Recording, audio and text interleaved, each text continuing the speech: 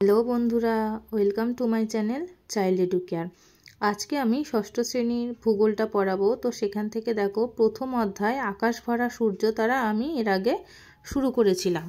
তো সেখান থেকে আমি পেজ নাম্বার 10 পর্যন্ত পড়ানো হয়ে গেছে। আজকে দেখো আমি পেজ নাম্বার 11 থেকে শুরু করব, যেখানে চন্দ্রযান সম্পর্কে আমরা জানবো, কৃত্রিম উপগ্রহ, তারপরে মহাকাশ গবেষণায় ভারত, চন্দ্রগ্রহণ এবং চাঁদ সম্পর্কে আমরা জানবো। তো চলো শুরু করি। আকাশে যেতে হলে পৃথিবীর জনসংখ্যা প্রায় 760 কোটি 2018 সাল অনুযায়ী। ঠিক আছে, তাহলে বলছি 2018 সাল অনুযায়ী পৃথিবীর জনসংখ্যা কত? প্রায় 760 কোটি। তা ভবিষ্যতে মানুষ শুধু পৃথিবীতেই নয়, হয়তো বাস করবে চাঁদে বা মঙ্গল গ্রহে। হয়তো তুমিও কোনোদিন রকেটে চড়ে পাড়ি দেবে মহাশূন্যে। কি বলছে যে পৃথিবীর যা জনসংখ্যা বর্তমানে, তা ভবিষ্যতে মানুষ যে শুধু পৃথিবীতে বাস করবে তা কিন্তু নয়, হয়তো চাঁদেও বাস করতে পারে বা মঙ্গল গ্রহেও বাস করতে পারে। হয়তো দেখা গেল তোমরাই কোনোদিন রকেটে চড়ে পাড়ি দেবে কোথায় না মহাশূন্যে। মহাকাশ যাত্রা ও রকেট। তাহলে মহাশূন্যে পাড়ি দিতে গেলে আমাদেরকে তো কোনো একটা মাধ্যমে যেতে হবে, তাই না? তা সেই মহাকাশ যাত্রাটা কিভাবে হবে? দেখো কি বলছে, একটা পাথর ওপর দিকে ছুঁড়ে দিলে পৃথিবীর টানে শেষটা সবসময় নিচের দিকেই পড়ে। তাহলে আমরা যদি একটা পাথরকে ওপরের দিকে ছুঁড়ে দিই, নিশ্চয়ই তোমরা পাথর ছোড়াছুড়ি খেলা খেলেছো, হয়তো জানি না। দেখবে একটা ইট বা ঢিলকে যদি তুমি ওপর দিকে ছুঁড়ে দাও বা একটা বলই ছোড়ো, তো সেই বলটা কী হবে? আবার নিচের দিকে চলে আসবে। তো এই যে নিচের দিকে এসে পড়ে, এটা কেন হয় জানো? এটা হচ্ছে পৃথিবীর টানের জন্য। পৃথিবী কিন্তু একটা চুম্বক পদার্থের মতন, যে পৃথিবী সব সময় সমস্ত জিনিসকে তার নিজের দিকে টানছে। সেই জন্যই কি হয়, ওপরে তুমি যত বস্তুই ছোড়ো না কেন, সেই সমস্ত বস্তু ওপর থেকে আবার নিচে এসে পড়ে।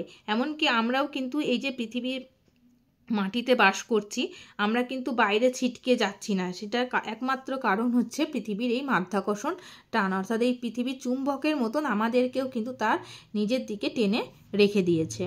পৃথিবীর এই মাধ্যাকর্ষণ এড়িয়ে মহাশূন্যে যাওয়া কিন্তু সহজ কথা নয়। এর জন্য চাই এমন এক যান যার পৃথিবীর মাধ্যাকর্ষণের প্রভাবকে ছাড়িয়ে মহাশূন্যে পৌঁছানোর ক্ষমতা ও গতি থাকবে। তাহলে এই যে পৃথিবীর মহাশূন্য, পৃথিবীর যে মাধ্যাকর্ষণ, এই টানকে ছাড়িয়ে যে যেতে পারবে সেই কিন্তু মহাশূন্যে যেতে পারবে। ঠিক আছে, এরকম ক্ষমতা কিন্তু আমাদের কারোর বা আমরা যে সমস্ত যানবাহনে করে যাতায়াত করি সেই সমস্ত যানবাহনের কিন্তু নেই। রকেট হলো বিজ্ঞানের সেই আবিষ্কার যা সহজে মহাকাশে পাড়ি দিতে পারে। তাহলে সহজে মহাকাশে পাড়ি দিতে পারে পৃথিবীর মাধ্যাকর্ষণকে হারিয়ে দিয়ে, সেটাকে না একমাত্র হলো কি রকেট। রকেটের জ্বালানি পুড়ে তৈরি হওয়া গ্যাসের প্রবল ধাক্কায় রকেট তখন উপরের দিকে ওঠে। মহাকাশে যাওয়ার পোশাককে বলে স্পেস স্যুট। তাহলে স্পেস স্যুট কাকে বলে? মহাকাশে যাওয়ার পোশাককে। ভেতরে হাওয়া ভরা থাকে, এমনভাবে তৈরি যাতে মহাকাশের কোনো রশ্মি এর কোনো ক্ষতি করতে না পারে। তাহলে সেই স্পেস স্যুটটা কীভাবে তৈরি?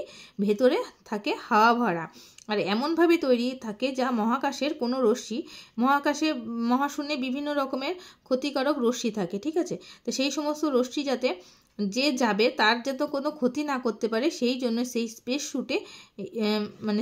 স্যুটটা এরকমভাবেই তৈরি করা হয় যাতে মহাকাশের কোনো রশ্মি তার কোনো ক্ষতি করতে না পারে। এবার দেখো বলছে স্পেস শাটল। রকেটে চড়ে মহাকাশে যাওয়া তো যায়, কিন্তু রকেটে করে নিরাপদে পৃথিবীর বুকে ফিরে আসা যায় না। তাহলে উপায়? তুমি রকেটে করে মহাকাশে যেতে পারবে, কিন্তু সেই মহাকাশ থেকে কিন্তু পৃথিবীতে ফিরে আসতে পারবে না। কিন্তু তাহলে কি উপায় আছে? তখন বলছে কি, দেখো স্পেস শাটল বা মহাকাশ বিমান। তখন সেটাকে কি বলছে? স্পেস শাটল বা মহাকাশ বিমান, যেটাতে করে পৃথিবীর বুকে আবার ফিরে আসা যায়। কৃত্রিম উপগ্রহ কি? মানুষের তৈরি যন্ত্র যা পৃথিবীর চারিদিকে ঘোরে। বহু দেশ মহাকাশে কৃত্রিম উপগ্রহ পাঠিয়েছে। তাহলে বলছে কি, বহু দেশ মহাকাশে কৃত্রিম উপগ্রহকে পাঠিয়েছে। আবহাওয়ার পূর্বাভাস, সমুদ্র পরিবহন, প্রাকৃতিক দুর্যোগের আগাম সতর্কতা এবং মহাকাশ গবেষণায় এই কৃত্রিম উপগ্রহগুলোকে কাজে লাগানো যায়। তাহলে কৃত্রিম উপগ্রহগুলোকে কিসে কাজে লাগানো যায়? আবহাওয়ার পূর্বাভাস, সমুদ্র পরিবহন, প্রাকৃতিক দুর্যোগের আগাম সতর্কতা, মহাকাশ গবেষণায় কাজে লাগানো যায়। তো দেখো এখানে বলছে NASA, National Aeronautics and Space অ্যাডমিনিস্ট্রেশনের স্পেস শাটল কলম্বিয়া। এই যে এটাতে করে কি করে মহাকাশ থেকে আবার পৃথিবীর বুকে ফিরে আসে, সেই স্পেস শাটলটার নাম কি? কলম্বিয়া। বোঝা গেল? তাহলে রকেটে করে আমরা মহাশূন্যে পাড়ি দিতে পারি বা মহাকাশে যেতে পারি, কিন্তু মহাকাশ থেকে ফিরে আসার জন্য কি আছে? সেটা হচ্ছে তোমার স্পেস শাটল বা মহাকাশ বিমান।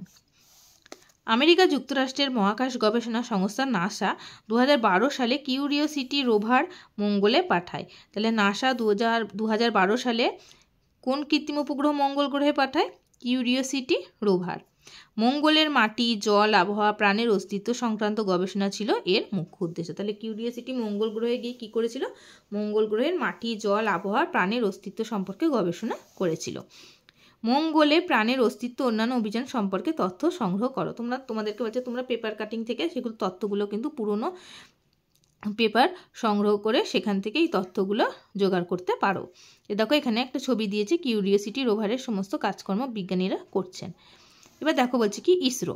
ইসরোর ফুল ফর্ম কি? Indian space research organisation. খুব ইম্পর্টেন্ট, এগুলো কিন্তু অবশ্যই ভালো করে মুখস্থ করবে এবং বানানগুলো। ভারতীয় মহাকাশ গবেষণা কেন্দ্রকে বলা হয় ইসরো, অর্থাৎ ভারতে যে মহাকাশ গবেষণা কেন্দ্র রয়েছে সেটার নাম হচ্ছে কি? ইসরো। ভারতের প্রথম কৃত্রিম উপগ্রহ কি? আর্যভট্ট। অর্থাৎ ভারতের যে প্রথম কৃত্রিম উপগ্রহ তৈরি করা হয় সেটার নাম ছিল কি? আর্যভট্ট। এছাড়াও আরও আছে, সেটা হচ্ছে ভাস্কর 1, ভাস্কর 2 আর ইনস্যাট। ভারতের প্রথম মহাকাশচারীকে রাকেশ শর্মা, অর্থাৎ রাকেশ শর্মা, যিনি ভারত থেকে প্রথম মহাকাশে গিয়েছিলেন 1984 সালে। চন্দ্রায়ন 1, ভারতের প্রথম চন্দ্রযানে চাঁদে অবতরণ, সেটা কত সালে হয়েছিল? 2008 সালে। তাহলে ভারত প্রথম চাঁদে যে কৃত্রিম উপগ্রহটা পাঠায় তার নাম ছিল চন্দ্রযান 1, ঠিক আছে? সেটা হয়েছিল 2008 সালে। এগুলো কিন্তু টোটালটাই শর্ট কোশ্চেন হিসেবে ভালো করে তোমরা মুখস্থ করবে। চন্দ্রগ্রহণ। কোনো কোনো পূর্ণিমায় পৃথিবীর ছায়ায় চাঁদ ঢেকে গিয়ে হয় চন্দ্রগ্রহণ। নিশ্চয়ই চন্দ্রগ্রহণের নাম শুনেছ তোমরা। চন্দ্রগ্রহণ হয়, সূর্যগ্রহণ হয়, তাই তো? তো সেই চন্দ্রগ্রহণটা কি বলছে? কোনো কোনো পূর্ণিমায় পৃথিবীর ছায়ায় চাঁদটা কি হয়? সম্পূর্ণ ঢেকে যায়, সেটাকে বলছে কি? চন্দ্রগ্রহণ। দেখো এখানে সূর্য আছে, সূর্য আর চাঁদের মধ্যেখানে চলে এসেছে কে? পৃথিবী। তখন এই পৃথিবী যখন এই চাঁদ আর সূর্যের মাঝে চলে আসে, তখন দেখো চাঁদের গায়ে কিন্তু সূর্যের আলো এসে পৌঁছাচ্ছে না, তখন এই চাঁদের ওপর পৃথিবীর ছায়াটা গিয়ে পড়ছে, তখন কি হচ্ছে? চাঁদকে আমরা কিন্তু দেখতে পাচ্ছি না। এটাই হচ্ছে কি? চন্দ্রগ্রহণ। চন্দ্রগ্রহণ বা সূর্যগ্রহণ চলাকালীন জল, রান্না করা খাবারে বিষক্রিয়া হয়, বাড়ির বাইরে যেতে নেই, এমন কতগুলো ভুল ধারণা প্রচলিত আছে। এগুলোর কোনো বিজ্ঞানসম্মত ভিত্তি নেই। তাহলে দেখবে চন্দ্রগ্রহণ বা সূর্যগ্রহণ হলে বাড়ির বড়রা কি বলে? যে বাইরে বেরোবি না, কোনো এখন খাবার খাবি না। তো এই যে কথাগুলো বলে এগুলোর কিন্তু সমস্তটাই ভুল, অর্থাৎ এগুলোর কোনো বিজ্ঞানসম্মত কিন্তু ভিত্তি নেই। চন্দ্রগ্রহণ ও সূর্যগ্রহণ অতি সাধারণ একটি মহাজাগতিক ঘটনা। তাহলে এগুলো কি? একটি অতি সাধারণ মহাজাগতিক ঘটনা। চাঁদে অভিযান। 1969-এর 16 জুলাই আমেরিকার কেনেডি স্পেস সেন্টার থেকে উড়ে গেল অ্যাপোলো 11। এর মূল অংশ হলো কলম্বিয়াতে মহাকাশচারীরা ছিলেন, আর ঈগল নামে আরেক অংশের সাহায্য নিল নীল আর্মস্ট্রং এবং এডুইন অলড্রিন। চাঁদের মাটি ছুঁলেন 20 জুলাই, অর্থাৎ জুলাই মাসের 20 তারিখে। তাহলে এটা গেল চাঁদের অভিযান। কী বলছে? 1969 সালের 16 জুলাই আমেরিকার কেনেডি স্পেস সেন্টার থেকে কোন উপগ্রহ গেল? অ্যাপোলো 11। আর এর মূল অংশটা কলম্বিয়াতে মহাকাশচারীরা ছিলেন। মূল অংশ কলম্বিয়াতে কারা ছিল? মহাকাশচারীরা ছিলেন, অর্থাৎ মহাকাশে যারা গিয়েছিলেন তারা ছিলেন। আর ঈগল নামে আরেকটা অংশ ছিল, সেটাতে ছিল কারা? নীল আর্মস্ট্রং এবং এডুইন অলড্রিন। তারা লাস্ট পর্যন্ত চাঁদে গিয়ে পৌঁছেছিল কবে? জুলাই মাসের 20 তারিখে। এবার দেখো বলছে এখানে মহাকাশচারী। মহাকাশের প্রথম যাত্রী কে ছিল? রাশিয়ার কুকুর লাইকা। সালটা কত? 1957 সাল। Very very important. পৃথিবীর প্রথম মহাকাশচারীকে ইউরি গ্যাগারিন। পৃথিবীর মধ্যে প্রথম মহাকাশচারী ছিলেন কিন্তু ইউরি গ্যাগারিন। প্রথম মহিলা মহাকাশচারী ছিলেন ভ্যালেন্তিনা তেরেস্কোভা। তাহলে পৃথিবীর মধ্যে প্রথম মহাকাশচারী যিনি প্রথম মহাকাশে গিয়েছিলেন তিনি হলেন ইউরি গ্যাগারিন।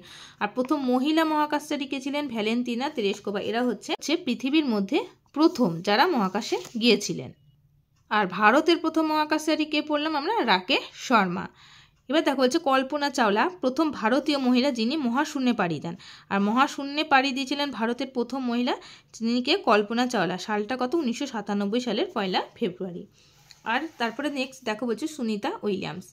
জন্মসূত্রে দ্বিতীয় ভারতীয় মহিলা মহাকাশচারী যিনি সব থেকে বেশি সময় মহাকাশে কাটিয়েছেন। তাহলে সব থেকে বেশি সময় মহাকাশে কে কাটিয়েছেন? সুনিতা উইলিয়ামস। এ দেখো এটা একটা চাঁদের বুকে যখন এরা গিয়েছে তখন সেই সময়কার একটা ছবি এখানে রয়েছে। প্রচুর পরিমাণে শর্ট কোশ্চেন আসবে যে পৃথিবীর প্রথম মহাকাশচারীকে, ভারতের প্রথম মহাকাশচারী, পৃথিবীর প্রথম মহিলা মহাকাশচারী, তারপরে প্রথম ভারতীয় মহিলা যিনি মহাশূন্যে পাড়ি দেন, প্রথম মহাকাশের প্রথম যাত্রীকে, এগুলো কিন্তু শর্ট কোশ্চেনে আসবে। আমরাও চাঁদে পাড়ি দেওয়ার কল্পনা করতে পারি। নিশ্চয়ই পারি, আমাদেরও মনে হতে পারে যে আমরা চাঁদে যাব, তাই না? তো দেখো কি বলছে, এখন আমরা চাঁদে, এখানে বাতাস নেই, নিঃশ্বাস নেওয়া যায় না। মনে করো যে আমরা এখন চাঁদে আছি, তো সেখানে গিয়ে কী হচ্ছে দেখো, বলছে এখানে বাতাস নেই, নিঃশ্বাস নেওয়া যায় না, তাই আমাদের স্পেস শ্যুটে বাতাস ভরা রয়েছে। ওই যে মহাকাশে যাওয়ার জন্য বা যেখানে যাবে সেখানে কি পরে যেতে হয়, স্পেস শ্যুট, তো সেটা কি থাকে, বাতাস ভরা থাকে। এখানে নিজেদের এত হালকা লাগে যে অনায়াসে বড় বড় খানাখন্দ লাফিয়ে পার হওয়া যায়, অথবা এক লাফে উঠে যাওয়া যায় উঁচু টিলায়। আমি প্রথমেই বললাম যে পৃথিবীতে তুমি একটা লাফ দিলে যতটা না উঁচুতে উঠবে, চাঁদে গিয়ে কিন্তু এর থেকেও অনেক বেশি ওপরে উঠতে পারবে। চাঁদ পৃথিবীর তুলনায় কি হালকা, তাই তার আকর্ষণ শক্তিও কম। পৃথিবীর মাধ্যাকর্ষণ শক্তি যতটা বেশি, যেভাবে আমাদেরকে নিজের কেন্দ্রের দিকে টানছে, চাঁদের আকর্ষণ কিন্তু ততটাই কম, ওই জন্য অনেকটা বেশি ওপরে ওঠা যায়। এখানে সমস্ত জিনিস পৃথিবীর তুলনায় 6 ভাগ হালকা হয়ে যায়। এখানে সবসময় নিস্তব্ধ, যতই চিৎকার করো না কেন কেউ শুনতে পাবে না, কারণ বায়ুশূন্য স্থানে শব্দ এক জায়গা থেকে আর এক জায়গায় যেতে পারে না, কারণ ওখানে বায়ু নেই। সেই জন্য শব্দ এক জায়গা থেকে আর এক জায়গায় যেতে পারে না। অর্থাৎ তুমি যদি এখানে চিৎকার করো, তো তোমার আওয়াজ কেউ আশেপাশে কেউ শুনতে পাবে না। তাই এখানে নিজেদের মধ্যে কথা বলতে হয় ইশারায় বা রেডিওর মাধ্যমে। তাহলে এতটাই বায়ুশূন্য যে পাশাপাশি কেউ কথা বলেও, নিজেদের মধ্যে কথা বলেও কী করতে হয়, ইশারায় কথা বলতে হয়। তাহলে বোঝা গেল যে চাঁদের পরিবেশটা কীরকম। এবার দেখো বলছি, এবার আশপাশটা ভালো করে দেখে নেওয়া যাক। কোথাও গাছপালা নেই, এবড়ো খেবড়ো জমি, ছোট বড় পাথর, গোল গোল বিশালাকার গর্ত, ধূসর ধুলোয় ভর্তি চারিদিক। সূর্যের আলো এখানে পৌঁছাতে পারে না, তাই পৃথিবী থেকে এগুলোকে চাঁদের গায়ে কালো কালো দাগের মতো দেখায়। তাহলে আমরা যে চাঁদের গায়ে কালো কালো দাগ দেখি সেগুলো কি, তাহলে সেগুলো হচ্ছে ছোট বড় পাথর থাকে, এবড়ো খেবড়ো জমি, গোল গোল বিশালাকার গর্ত, আর ধূসর ধুলোয় ভর্তি চারিদিক থাকে। সেই জন্য চাঁদের গায়ে আমরা কালো কালো দাগ দেখি। আর আকাশটা আদৌ নীল নয়, ঘন কালো। আমরা যে আকাশ দেখি সেটা কিন্তু নীল নয়, সেটা কি ঘন কালো। বাতাস না থাকায় সূর্যের আলোর বিচ্ছুরণ হয় না, ফলে কোনো রং নেই। সব কিছুই আলো পড়লে সাদা আর না পড়লে কালো দেখায়। তাহলে সব কিছুতেই কী হবে, আলো পড়লে সাদা দেখায়। দিনের বেলা তো আকাশে তারা ঝলমল করছে, একদিকে কালো আকাশ ঝুলছে পৃথিবী প্রকাণ্ড সাদা আর নীল গোলকের মতো, কিন্তু দিনের বেলা তো আকাশে তারা ঝলমল করে, কিন্তু আমরা দেখতে পাই না। এখানে একদিন যেতে পুরো 2 সপ্তাহ কেটে যায়। সূর্যের তাপে পাথর ভীষণ গরম হয়ে ওঠে, প্রায় 117 ডিগ্রি সেন্টিগ্রেড। আবার রাতেও চলে 2 সপ্তাহ, ধরে, অর্থাৎ 2 সপ্তাহ কী থাকে, রাত থাকে। তখন ভীষণ ঠান্ডা, তাপমাত্রা প্রায় হিমাঙ্কের অর্থাৎ 150 ডিগ্রি সেন্টিগ্রেড নিচে নেমে যায়। তাহলে এই হলো আমাদের, যদি আমরা চাঁদে পাড়ি দিই তো সেই চাঁদের পরিবেশটা কীরকম হবে সেটা আমরা কল্পনা করে এরকম পেলাম। তো আজকের ক্লাস এখানেই থাকছে। প্রথম অধ্যায় আমরা শেষ করে দিলাম। পড়ানো যদি ভালো লাগে তাহলে অবশ্যই ভিডিওটিতে একটি লাইক, কমেন্ট এবং শেয়ার করে দেবে। নেক্সট দিন আমরা নেক্সট চ্যাপ্টার নিয়ে আসবো। সবাই ভালো থেকো।